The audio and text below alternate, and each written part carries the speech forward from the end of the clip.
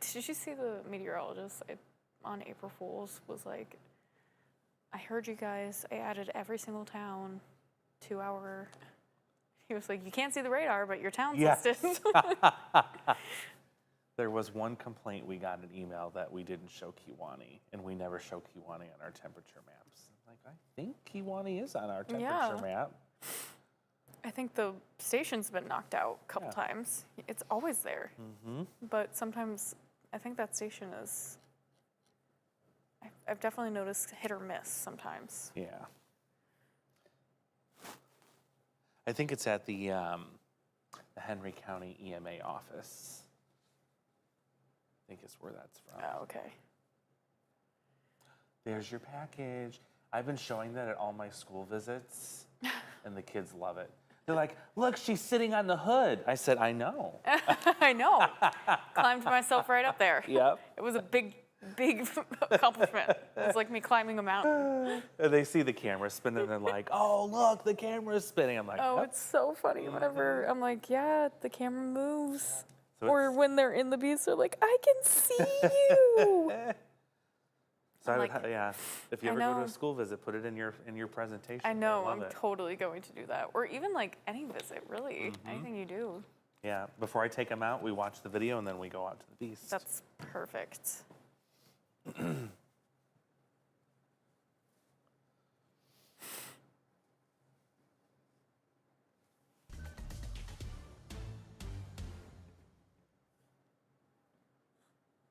Good afternoon, Quad Cities. It is Friday, April 3rd, and it is just before 12:30. Want to welcome you in here to a quick update regarding our severe weather situation heading into this evening. Welcome on in if you're watching via the A+ app. Happy to have you here. We're also simulcasting on Facebook.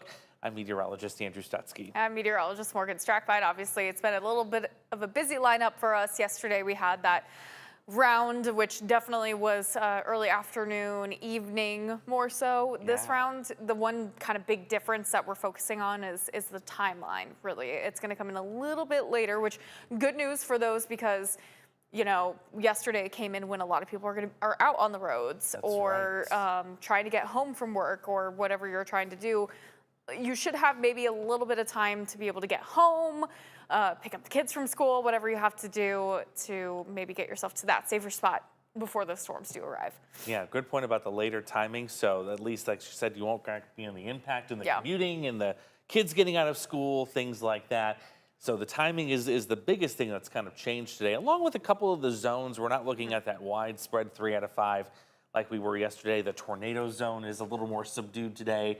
It's not that 3 out of 5 like it was yesterday. That doesn't mean you let your guard down, though, because it's still a dynamic system. Given the wind shear, some of the other things at play today could get very spicy as we get into this evening. Yeah, I would say it's definitely more, you know, going to be like those isolated zones. And I still think a lot of the focus for the more severe activity is going to be south of I-80, which I am a little thankful for some of those towns because north of I-80, we were tracking in a really long-lived tornadic warned cell that caused, I mean, for me and the Beast, we went to Preston, Iowa, and we visited the folks there after the storms. And they got hit pretty bad. That is for sure. So I'm happy to see, you know, the farther north you go, the less of the chance you have for those threats. So maybe those people who are going to be cleaning up a little more today might be able to actually get a little more of that break. But I know there was also a lot of activity and a lot of damage when it comes to hail and wind, even south of I-80. So, you know, this is very quick. And I know there's probably a lot of questions about yesterday's system too, about, you know, what are, you know, people want to know about the tornadic cells, like where were tornadoes placed. I think we got to pack our patience with that. We also have to give grace to the National Weather Service because not only are they trying to send crews out, they have a wide scale to try to go in, go to these different reports that they've seen. They've gotten hundreds of reports, but not only that, they have to be prepared and they have to be full staff to also track these storms later on today. To do the severe weather coverage, So like Morgan said, give them some grace, probably maybe a few days at most to get all of that sorted out. This is the count that we have as of right now. The possibility of at least 3 tornadoes in our region. Could that number go up? It could. Again, depending on what damage they're looking at. But it certainly feels like hail and wind was the predominant thing here with this system. We're glad the tornado count wasn't higher than it was. It had the potential to be. But it was amazing the number of hail pictures that we saw come in. Everything from quarter-sized hail. We had a couple that were golf ball size, Yeah. maybe a little bit larger than golf ball size. And that included right here in the Quad Cities. You can see the cluster of the hail reports here in the metro, where most of us were about quarter size. But there were some that were larger, including up here in Carroll County, where we had the report from Thompson, where the prison is there, the federal prison, of golf ball size hail. That's 1.75 inches. Yeah, very Impressive. crazy. And I know we weren't expecting too much of a hail threat yesterday, but definitely, regardless of any severe weather event, I still think we should be on guard for anything to be the possibility for it. So, yeah, again, like Andrew said, happy to see that the tornado count is still not as high, but that could definitely change. There's still a lot of rotation, but very fast-moving storms. That's what happens with this event. You can get a tornado to touch down very briefly, could be on the ground for for less than a mile, maybe a couple seconds really, and then, that track just, it makes it a little harder for not only the National Weather Service to go out and survey, it makes it a little harder to also keep count or keep those reports going. And this was rain wrapped. I know that a lot of rain was falling. I mean, for us in the Beast, we dropped down visibility very fast once that rain hit. So even if there was a tornado in our vicinity, I wouldn't have been able to see it regardless because it was just nothing but rain. A lot of rain-wrapped situations yesterday, which was another challenge that we had. So in terms of what can we expect today, we're going to break this down really quickly. And I'll say not much has changed since when we first talked to you this morning, whether it was during GMQC or the 9 o'clock stream that we did. We're still seeing some of the same ingredients coming together. We're still seeing some clearing taking place to the south. You look at northern Missouri, which is where the breeding ground is likely going to be for the new storms coming into this afternoon and this evening, and then that activity working up from the southwest. It still looks like we're kind of primed and ready to go. The fronts are moving. The low pressure is now just south of Omaha. The warm front has gone to south of St. Louis and down to Springfield, now just touching barely our southernmost hometowns. And it is on the move. We expect the warm front to land again somewhere between Interstate 80 and Highway 34. That's where that front will lay out. The question that remains, whether we can answer it or not, is having a hard time is, are we going to get storm initiation on the north side of that warm front, perhaps as early as later this afternoon? That's one of the low confidence things that we're tracking. But we know for sure, absolutely, we're going to get storm initiation down here at some point this afternoon, and then that moves to the northeast. Yeah, we are already starting to see a tiny bit of activity. It's not anything that's obviously severe, just a little bit of a shower activity starting to spark along that boundary where we kind of call it the triple point. Yep. That is in the easternmost part of Kansas right now. So that's kind of going to be the area to watch. But yes, Andrew's absolutely correct. It's kind of the closer you are to that center of low pressure is definitely where you could see some of the highest activity spark. And this is going to continue to track to the north and to the east. So you see that jet stream that he's drawn out for you, how it's going, through central or south central Iowa and then off to the eastern part of Iowa too. So that's going to kind of put it right to that bullseye of where we've been seeing some of the highest potential for severe storms later on today. Yeah, that track lines up really well with what the Storm Prediction Center has got out for their outlooks. Of course, as you can imagine, there's a lot of warmth, there's a lot of juice on the south side of that warm front, and it's quickly migrating its way northward. So while we're cool now, there's a good chance that most of us, especially along and south of Interstate 80, will hit the 60s this afternoon.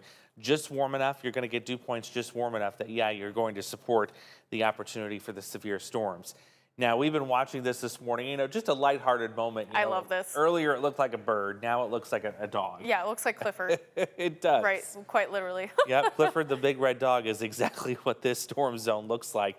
But you can see where the initial storms are going to take off.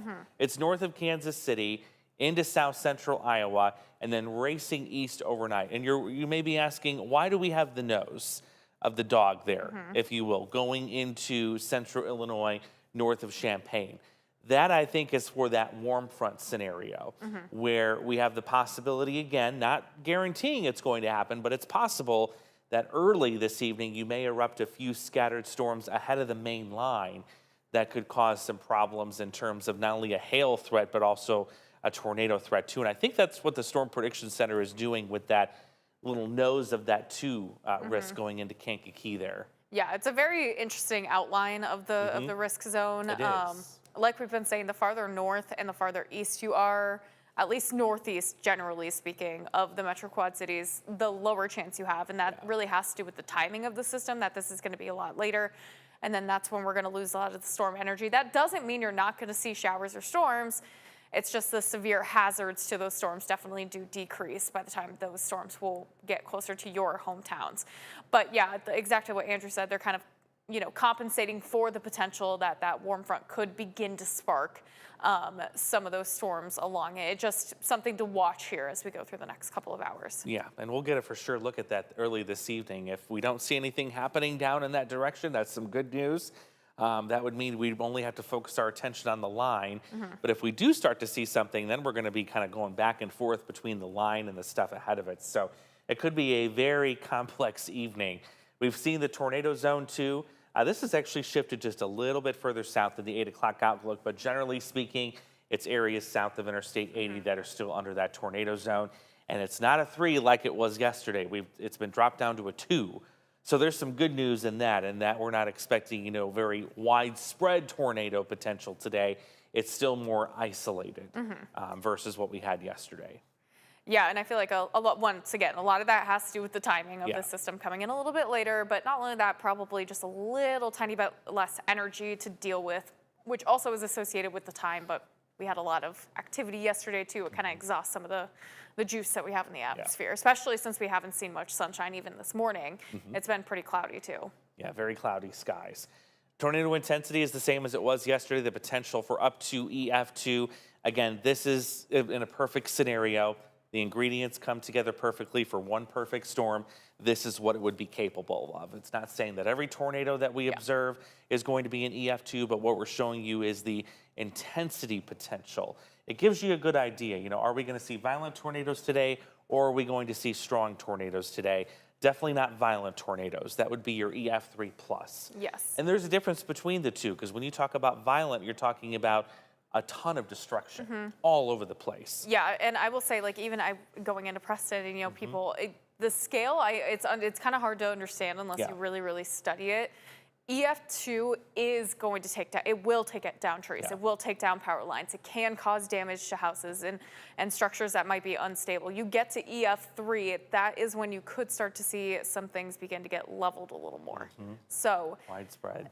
That's kind of what I was seeing damage-wise yesterday was playing out exactly right. EF2 was probably the max potential, but we can't say anything until we do get the National Weather Service to go out and survey some of that damage for us. Yeah, and again, we could find some of that out as early as this afternoon, maybe more likely probably by the upcoming weekend. So as soon as we find out what it was, we'll let you know.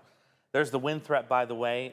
Totally could see why this is elevated. You're talking about this line coming in, and the fact that yesterday we had the storm motions of 55 to 60. You were saying how difficult it was to keep up with the storms because they're moving. Yeah, so it's basically when you're chasing storms like yesterday, once the storm catches up to you, you have not much of a chance to catch back up to it. Yeah, you can kind of stay along with it, but if it's going 60 miles per hour and you're focusing on, you got roads, storms don't care about roads. They're going right over. They got the clear path ahead. It's kind of hard to maneuver yourself. And also you got to remind yourself to keep safe. You don't want to get ahead of the storm and then let it recycle and then hit you again and not be in a safe spot. So for us, it was just kind of like, once that storm hits us, I'm going to let it kind of try to push ahead, and then we'll just follow it and see any damage reports, which is basically what we did do yesterday. And if you haven't seen her pictures on Facebook, check those out. The pictures coming out of Preston, you can see, what looks like, perhaps there's some strong tornado damage where you've got, your pieces of roof, your pieces of shed, and some other debris. So it really was an impressive sight what you saw. Yes, and we got the storm caught us in Wheatland yesterday, and it was like a wall just slammed into you. And even Andrew was kind of cycling through some of the images from some of our cameras off to the north, Prophetstown, Dixon cameras, and you can see it's like a wall of just rain, dust, and wind. And you just see it kind of flow in, and that's kind of what we saw yesterday in the Beast for sure. So quick. It happens so quick. It does. Let's go through feature track. We'll show you a couple of different versions here. One, of course, our in-house model. We'll show you the other near-term kind of rapid refresh model, if you will, a couple different scenarios of what could go down here. I'm still trying to get my mind on our new update cycle because I used to have it memorized and then we hit daylight saving time. Yes, everything changes. And now it's all thrown off. So I can't remember if it's this hour or next hour when we get a new one, but regardless, we'll cycle through it here and kind of break down what it's showing. So obviously, as we get into this evening, it still looks like 7 o'clock is when things start to kind of really pick up, likely because we're not only involving the storm system getting closer, but as we get deeper into the evening, we get this low-level jet that comes in and kind of enhances lift all over the region. So it looks messy, to be honest with you, in terms of getting anything organized. But, you look at the warm front where it's at, it's south of Galesburg. So you have to be concerned about that little cluster near Macomb and anything else to the south of that too. But you're organizing the line to the west at the same time. So we have two different, components to this trying to come together at one time. And it's a very similar scenario to what we were seeing yesterday. Yeah. We had that initial line kind of form along the Mississippi River south of I-80 while also having that main line that was out towards Ottumwa that was racing too. And the biggest thing too that you're also questioning while this is happening is that main line able to kind of, and eventually it will, but the timeline you just don't know. Yeah. Once that main line does catch up to all that early stuff, it kind of swallows up all of that prefrontal stuff. Exactly. And then, technically at that point we do start to see decreased tornado threats. It's kind of what we see going later on into yesterday evening. But yeah, that's also the big question is the timeline with that. And like Andrew said, also the big uncertainty with today's storm is do we get that initial prefrontal initiation near Galesburg with that warm front later on. Yeah, because like you said, that could certainly mess with the line behind it. They could merge, and there may be something that becomes of that merge briefly. I've seen that happen a couple of times where you get some added spin, and then you get the wind threat to take over. But it just, in all of these runs, it looks so incredibly messy. And it's really hard to determine, okay, who's going to see what? Because even here now at 11:30, this is way different than what we showed you this morning. The line is now way off into Chicago, and we're starting to quiet things down here for the most part. So that's one solution that we're looking at. If you want to look at another solution, which we can show you here, we can go to the rapid refresh model, which is another hourly updating model. It's just another solution that we can look at to see if we can figure out, okay, what's going to happen here. So we'll plot that on here really quickly and see what it's got in terms of what it's showing. And like Andrew said, this model is also specifically very messy. Yes. It is a very messy model to track. It really does like to overperform because it's what we call a very convective model. So it really tries to take into a lot of the account of the concerns of convection. And especially with that warm front, it does have that prefrontal stuff too. You can see it popping off. But this time it kind of looks a little bit later with this rapid refresh. It's so late. Yeah. And, like you said, it's got the early stuff south by the warm front, but then it just takes forever to get this line to the west of us in here. We're not talking now until after midnight. And you would think by then, given the time frame, we're not going to have a lot of juice left over. The only thing that would be carrying it is the low-level jet, but is that going to be enough to even sustain it? That just seems increasingly and insanely late to me. Yes.